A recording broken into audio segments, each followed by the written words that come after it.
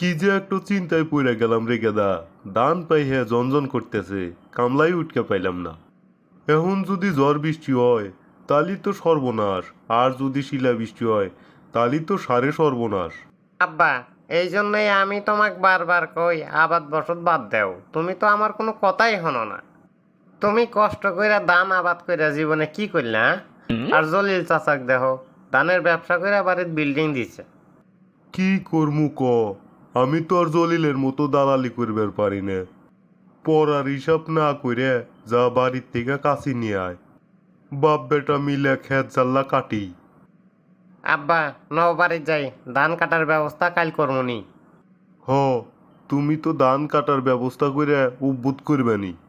তোর তো কোনো কাম কাজ নাই, সারাদিন খালি খাস আর ওই পুটুর পুটুর ফোন টেপোস। কি করোস আল্লাহ ভালো জানে। নও সে তুমি, আমি কইলাম তো কালকের দিনের মধ্যে তোমার ধান কাটার ব্যবস্থা কইরা দিমুনি। শালার বেটা, কাল যদি আমার ক্ষেতের ধান কাটা না হয় রে, আর ধান যদি ক্ষেতের নষ্ট হয়, তাহলে তোক আর তোর মা এক বাড়ির থেকে নামামু। তুমি নিজেই তো ঘর জমাই থাকো, হেডো কি বুঝলে গেছো? আর বুদ্ধি থাকলে কি কেউ কোনোদিন ঘর জমাই থাকে? তুমি কালকে সকালে খেতে এসেই দেখবে কামলা হাজির। তাহলে ফেসবুকে একটা পোস্ট দিই, কামলার দাম জোগাড় করতে না পারায় পাকা ধান ঘরে তুলতে পারছে না রহিম চাচা। এই যে পোস্ট একটা কইরা দিলাম, কালকে সকালেই দেখমনি খেতে কামলা সব হাজির। কি রে গেদা, ক্ষেত ভর্তি মানুষ, এরা কারা? আব্বা, এরাই তো ধান কাটতে রাইছে। এ গেদা, এ তো ফরেন কামলা রে, মিয়া মানুষও দেই ধান কেট পেরাইছে। আমি বেটা চল কামলা পাই না, আর তুই মিয়া চল কামলা নিয়ে আইসোস। আব্বা, আমার যে কন্যা রাশি তুমি কি বোঝো না?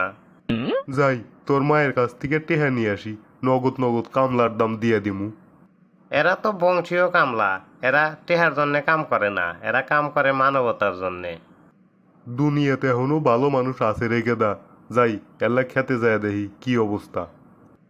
হাই হাই রে, আমার ক্ষেতের ধান কাটার নাম করে পাড়া শেষ করে দিছে। ওই বিটি, তুই তাড়াতাড়ি আমার ক্ষেত থেকে বাড়া, আর দৌড়ের উপর টেম্পু ধর, না হলে তোর কপালে দুঃখ আছে। আর আমার বেটা কো, এই শালার বেটাক তো আর পাইতেছি না, শালার বেটাক পালি আজকে জীবন শেষ করে দিমু। ওই হারামজাদা, আমি তো তোকে হারিকেন নাগা উঠকাইতেছি, তুই কোনে গেছিলি? বা, এই লোক ঘরের জন্যে স্যালাইনের শরবত বানা নিয়ে আসলাম বাড়ির থেকে।